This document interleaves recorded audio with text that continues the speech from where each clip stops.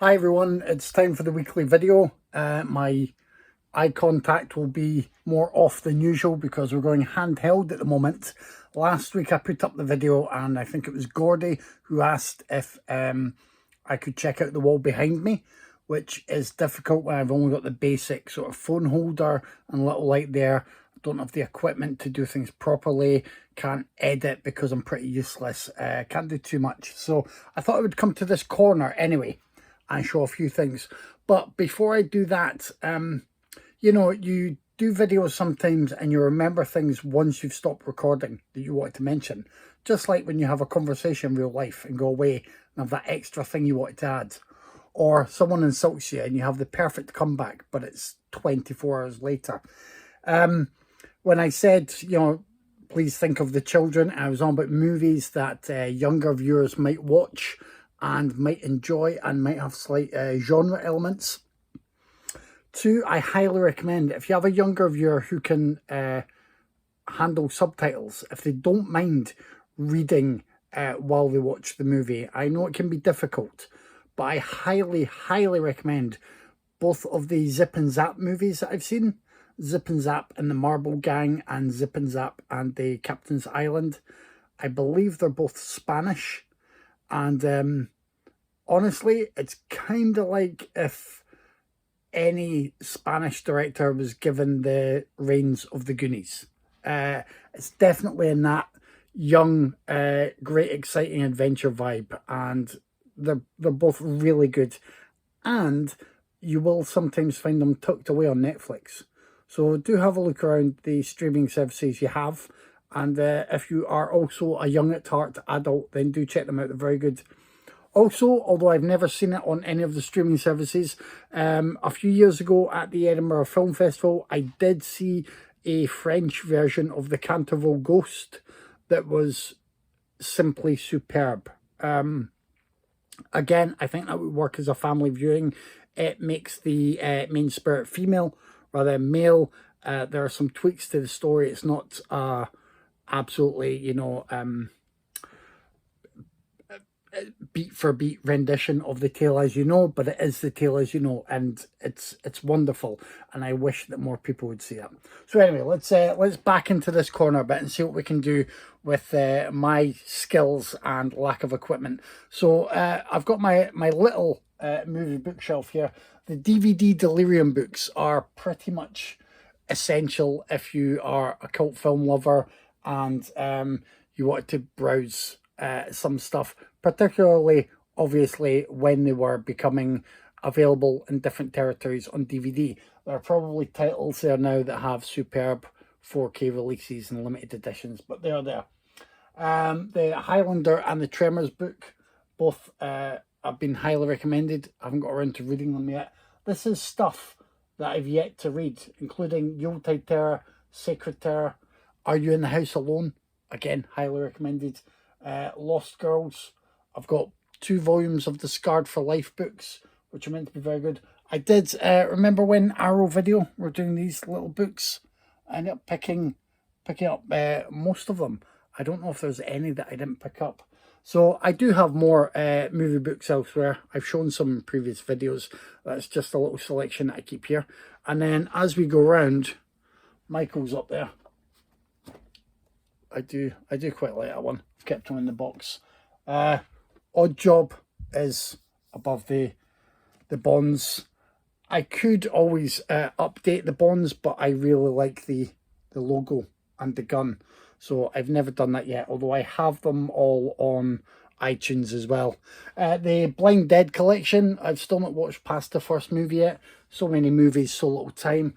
You've got Sam, you've got Ghostface with the Scream collection being guarded there. And then, let's go further along. A lot of these, the Children's Film Foundation films, Short Sharp Shocks and the BFI selection. I mean, they ended up being something that I really got into when people were kind of enjoying the likes of Charlie Says and the information films. And it was Kayla Janice at Dead by Dawn who put together a reel of information films that gave me the bug, really got me fascinated by that world of, you know, these shorts that in context, they are sometimes little narrative features. They are sometimes just very dry instruction manuals, if you like, on screen, and they all, you know, take you to a specific time and place. Although some of them are a bit, you know, more difficult to watch nowadays because of some of the celebs involved. I mean, the Charlie Says one, where is it? Yeah, I mean, half of those 2 discs are just kind of Project Yewtree, the infomercial, basically. But they're still fascinating snapshots. And then some Arrow box sets here. The American Horror Project, I think both volumes. He Came from the Swamp, the William Greff collection, is a lot of fun from the few I've seen at the moment. I don't think, I mean, I've seen The Giant Claw before, but I hadn't seen any of these films. The Werewolf, Zombies of Muratow, Creature with the Atom Brain. Again, they've long been on the watch list. Weird Wisconsin, the Bill Rebane collection. I've seen Demons of Ludlow a long time ago. I think it was one of the first DVDs I bought when I was trying to be a young horror fan, when I had pocket money and access to stores with bargain bins that wouldn't care to ask me for ID. And The Demons of Ludlow was the first film when I realised I could blind buy terrible stuff. It was dire. So I rewatched it. I found I could have more affection towards it as an older film fan who's seen many terrible movies now, and it's part of that collection. So now I have a super duper box set with that in it. Obviously, Indicator is still represented here, From Hollywood to Heavens there.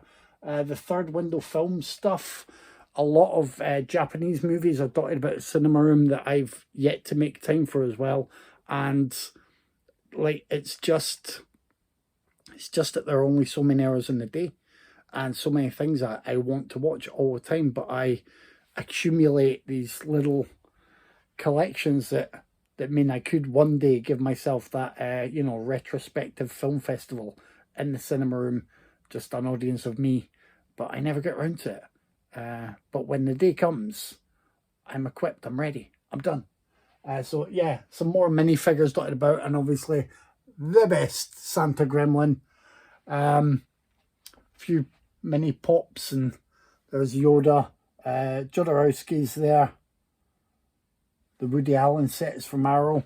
I know, look, there are quite a lot of people who won't watch his stuff nowadays. I grew up learning his cinema as well, and I am one of those people who prefer the standard funnier films, but it was good for me to see what films were more obvious homages when I saw, Bergman movies, and realised that's what he was doing.